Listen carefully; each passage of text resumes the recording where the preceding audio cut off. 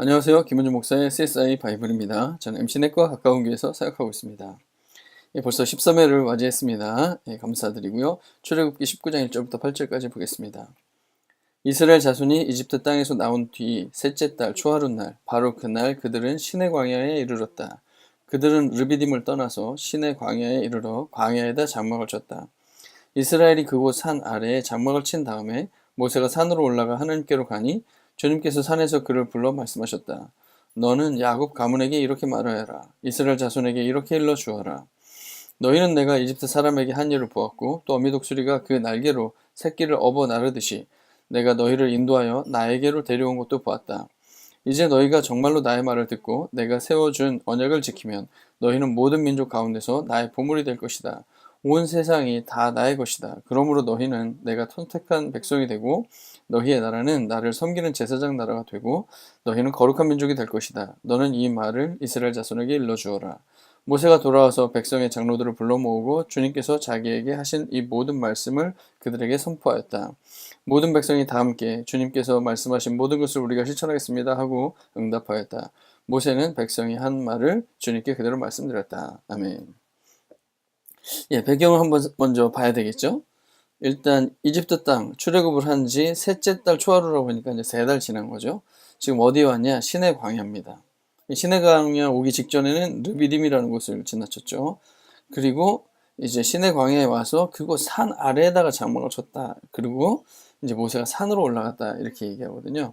이런 걸로 봐서는 이제 이스라엘 백성들이 이제 거의 시내산 가까이 온 거죠. 출애굽한 이후로 한 3달 정도 그렇게 온 겁니다. 이제 쉽게 지나치지 못하는 부분, 제가 이제 앞에서는 이상한 점 이렇게 해서 물어보긴 했는데 읽다 보면 뭔가 그냥 쉽게 그냥 자연스럽게 읽어지지 않는 부분, 이런 부분들이 좀 이상하게 느껴지는 부분이거든요. 저는 어디가 좀 이상하게 생각되었냐면 4절입니다. 여기 보면 너희는 내가 이집트 사람에게 한 일을 보았고 또 어미독수리가 그 날개로 새끼를 업어 나르듯이 내가 너희를 인도하여 나에게로 데려온 것도 보았다. 이게 좀 이상했어요. 왜냐면 출애굽하는 모든 과정에서 하나님 함께 계셔서 이스라엘 백성들을 건너도록 도와주셨고 먹여주셨고 물을 먹여주셨고 만나도 내려주셨고 전쟁도 이기게 해주셨고 항상 동행하셨는데 너희를 인도하여 나에게로 데리고 왔다. 이게 좀 뭔가 어법이 맞지 않는 것 같습니다. 그래서 여기에 무슨 뜻이 있지 않을까 이런 생각을 하면서 좀 살펴보면서 그런데 그럼 여기 나에게로 데리고 와서 지금 뭐 하시나 봤더니 이제 너희가 나의 말을 듣고 언약을 지키면은 너희는 이제 내 보물이 될 거고 선택한 백성이 될 거고 제사장 나라가 될 거고 거룩한 민족이 될 것이다. 이런 얘기를 해줘요. 언약을 지켜라 하면서 이제 이런 약속들을 해줍니다. 그러면서 이 말을 이스라엘 자손에게 말하라는 거예요. 그러니까 또 모세는 가서 이스라엘 백성들에게 얘기하고 또 백성들이 이런 다짐을 해요. 우리가 다 실천하겠습니다. 언약을 지키겠다는 얘기를 하겠죠. 그러니까 또 그 모세는 또 그 말을 하나님께 또 가지고 갑니다. 그래서 이걸 정리해보면 나에게로 데려왔다 이런 말을 하면서 하나님과 이스라엘 사이에 지금 모세가 얘기가 오갑니다. 너 내 말을 듣고 언약을 지키면 이렇게 해줄 거야. 그리고 또 그걸 모세는 이스라엘 자손에게 얘기했다가 그들이 한 말 우리가 실천하겠습니다. 이걸 왔다 갔다 하는 중인 거예요. 그러니까 가나안으로 가다 말고 갑자기 언약 이야기를 꺼내면서 얘기하고 또 확답을 받고 뭐 이런 과정들을 지금 보내고 있는 겁니다. 나에게로 데리고 와가지고. 예.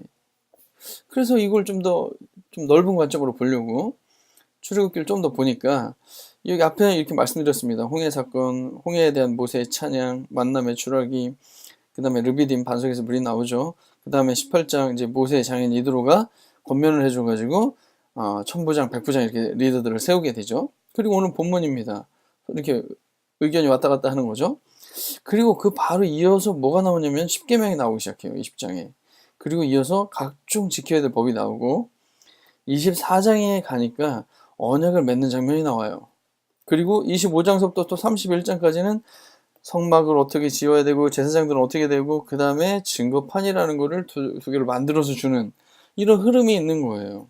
그러니까 오늘 이 본문은 어떻게 보면 이스라엘 백성들은 10계명을 주기 직전에 어떤 그 언약을 맺기 직전에 언약을 맺을지 안 맺을지 그런 거 물어보는 거죠. 그래서 특별한 언약 관계로 진입하기 위한 사전 의사타진 과정이었어요. 그리고 나에게로 이끌어왔다고 말할 때는 이 계약의 주체 앞으로 이끌었다는 얘기를 하는 것 같아요. 그래서 여태까지도 이스라엘 백성들을 쭉 잘 데리고 오셨지만 그냥 그대로 가나안까지 갈 수도 있지만 하나님은 여기에서 언약을 맺으려고 하신다는 거죠. 그래서 이스라엘 백성들의 계속 지키겠다고 하는 이 언약을 지키겠다고 하는 의사가 확인되자 곧바로 십계명을 말씀하시는 이런 수순으로 지나간 것이죠. 그래서 언약이 그래서 24장에 체결이 됩니다. 어떻게 체결이 될까요? 이제 모세만 하나님께 더 가까이 나오게 하고 백성들을 산으로 못 올라오게 하고요.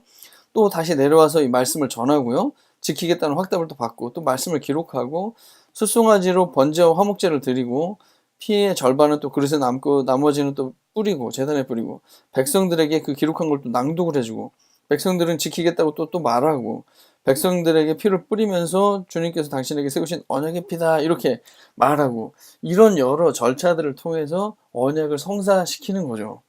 그래서 여기에는 희생의 제물이 다 있어서 그게 언약의 피가 되어지는 거죠. 이렇게 언약을 맺게 됩니다. 우리가 또 갑자기 언약을 맺는 이런 의식을 굳이 하신 이유가 뭐냐 이렇게 이야기할 수도 있는데 여러분 이런 질문은 이런 거와 비슷합니다. 사랑하면서 같이 지내면 되는데 굳이 결혼식을 치르는 이유가 도대체 뭐냐 라고 말하는 것처럼 어리석은 질문이에요. 왜냐면 하나님은 언약으로 계속해서 관계를 맺으시는 분이에요. 아담과도 언약, 노아와도 언약, 아브라함과도 언약, 모세와도 언약, 나중에 다윗과도 언약. 그래서 언약을 맺으시고 하나님은 그 언약에 아주 신실하게 계속해서 지켜가시는 분이고 그리고 우리들에게도 그 언약에 합당한 삶을 요구하시는 분이죠. 그래서 하나님은 언약에 굉장히 신실하신 거세요. 자기가 이렇게 지키겠다고 하시는 일을 끝까지 지키시면서 백성들을 사랑하시고 지켜주시고 돌봐주시고 보호하시고 그분의 역할을 다 하시는 거죠. 신실하게. 그리고 그 신실함을 또 언약에 합당하게 요구하는 거죠. 근데 이 언약적 관계에 대해서 몰상식해요, 사람들이. 이스라엘 백성들이. 이 언약적 관계는 그냥 단순하게 여태까지 같이 가던 관계가 아니라 이제 특별하게 계약을 맺은 관계인데 되게 몰상식합니다. 어디서 볼 수 있냐면 아까 이 장면 보여드렸잖아요. 이 쭉 흐름 속에서 의사타진이 되고 그 다음에 본 계약이 체결되고 이제 돌판 두 개를 가지고 옵니다. 이 돌판을 뭐라고 부르냐면 증거판이라고 불러요. 왜 증거냐면 이런 언약이 완벽하게 만들어졌고 지켜야 될 이것들을 기록해 놓으면서 이거는 언약의 증거가 되는 도리이기 때문에 증거판이라고 불러요. 근데 여기 지금 31장에 이 증거판이 완성이 되는데 여러분 32장 바로 이어지는 32장에 무슨 말이 나올까요? 증거판이 완성된 직후에 이어지는 32장 뭐냐면 잘 아시는 대로 금송아지를 만드는 장면이 여기서 나옵니다. 금고리를 만들어서 부어가지고 조각칼로 새겨서 송아지를 만들어 버리고 너희를 애굽 땅에서 인도해낸 신이라고 말하고 막 여호와의 절일이니라. 이거 뭐 송아지 보고 여호와라고 부르는 거랑 마찬가지죠.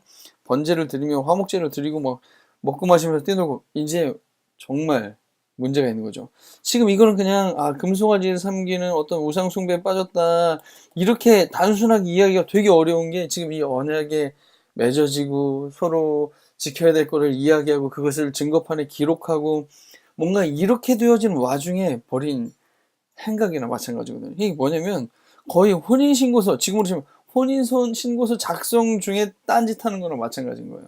엄청나게 실망스러운 일이라고 할 수 있겠죠.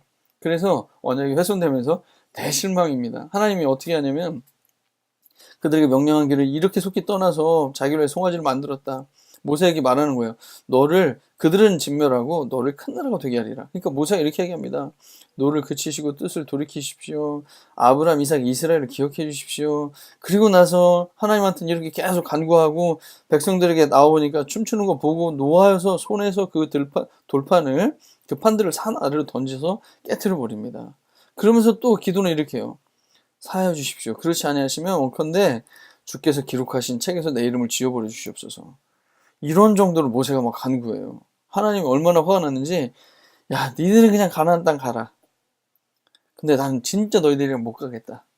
가다가 내가 너희를 진멸할까 진짜 염려가 된다. 이럴 정도로 대실망이에요. 근데 모세가 계속해서 중재를 합니다. 이게 언약이 깨지는 게 얼마나 심각한 실망을 가져다 줬는지요. 그래서 출애굽기 34장에 하나님이 다시 언약을 맺습니다. 그럼 모세가 얼마나 했겠어요? 그리고 두 번째 증거판이 다시 만들어집니다. 이거는 하나님의 신실하심 때문에 가능한 거예요.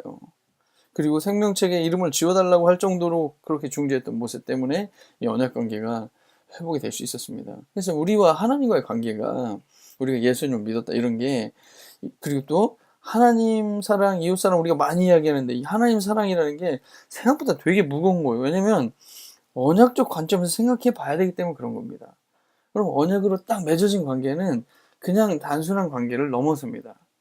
서약을 다 하고 증서를 주고받고 이랬던 이런 것은 쉽게 깨기가 되게 어려운 거죠. 무겁게 생각해야 됩니다. 하나님 앞에서 이 관계를. 우리는 마음은 원이로 돼 육신이 약하고 이런 얘기 많이 하지만, 물론 약한 거 맞습니다. 그런데 너무 가볍게 생각하는 건 아닌가, 그런 생각도 가져봅니다. 근데 여기서 끝이 아니죠. 히브리서 18장을 가면은 이런 얘기가 나와요. 이제 그들을 섬기는 것은 하늘에 있는 것의 모형과 그림자라. 모세가 장막을 지으려 할 때 지으시하신 어둠과 같으니 저 첫 언약이 무음하였더라면 둘째 것을 요구할 일이 없었으려니와 그들의 잘못을 지적하여 말씀하시되 주께서 이르시되 볼지어다 날이 이르리니 내가 이스라엘 집과 유다 집에 새 언약을 맺으리라. 이 언약은 내가 그들의 열조의 손을 잡고 애굽 땅에서 인도하던 내던 날에, 아까 출애굽기에 나와 있는 거겠죠. 그들과 맺은 언약과 같지 않다 그러면서 새 언약을 맺는다는 얘기가 나와요. 그리고 10장에서 보면 어떤 얘기가 나오냐면 그들과 맺은 언약인데 내 법을 그들의 마음에 두고 그들의 생각에 기록하리라 이렇게 하신 거예요.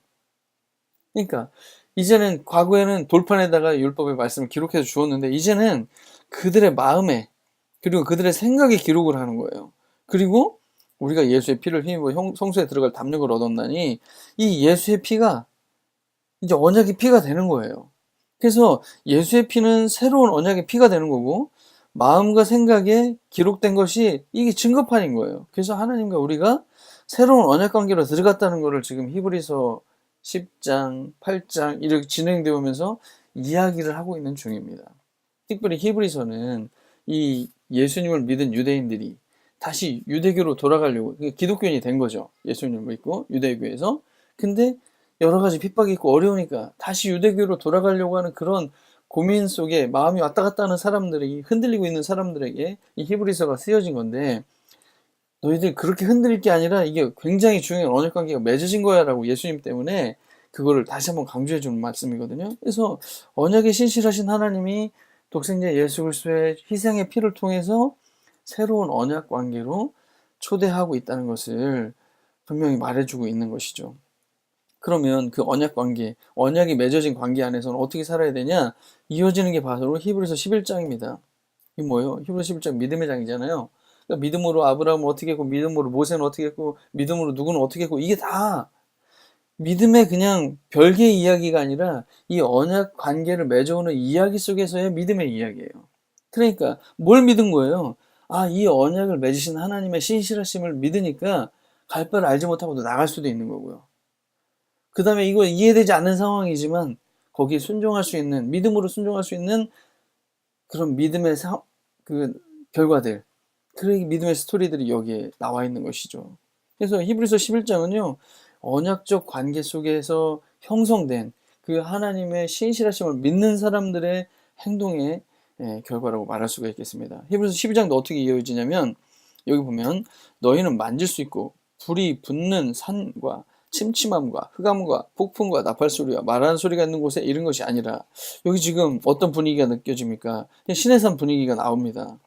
근데 너희가 도착한 이른 곳은 시온산과 살아계신 하나님의 도성인 하늘의 예루살렘, 하늘에 기록된 장자들의 모임, 교회 만민의 심판자이신 하나님과 온전하게 된 의인들과 영과 새 언약의 중보자이신 예수와 그가 뿌리신 피 앞으로 인도된 거다 얘기를 해주는 거예요. 지금 12장도 여전히 계속 이 구약의 출애굽기에 맺었던 언약 이야기의 연속성 속에서 이어가고 있는 거예요. 지금 너희가 지금 신의 산에 이른 게 아니라 지금 살아계신 하나님의 도성 예루살렘, 그 예수의 피 앞에 와 있는 거야. 그러니까 어떻게 믿음으로 살아야 되냐? 죄와 맞서 싸우되 피 흘리기까지 대항하면서 그렇게 싸워서 나아가야 될 것을 계속 이야기하는 그런 연속성에 있다는 거예요. 그래서 히브리서 8장, 9장, 10장, 11장, 12장 쭉 연속적으로 이 언약의 형성, 그 다음에 언약에 합당한 삶, 그리고 언약에 합당한 어떤 노력, 이런 이야기들이 계속되고 있다는 사실이에요.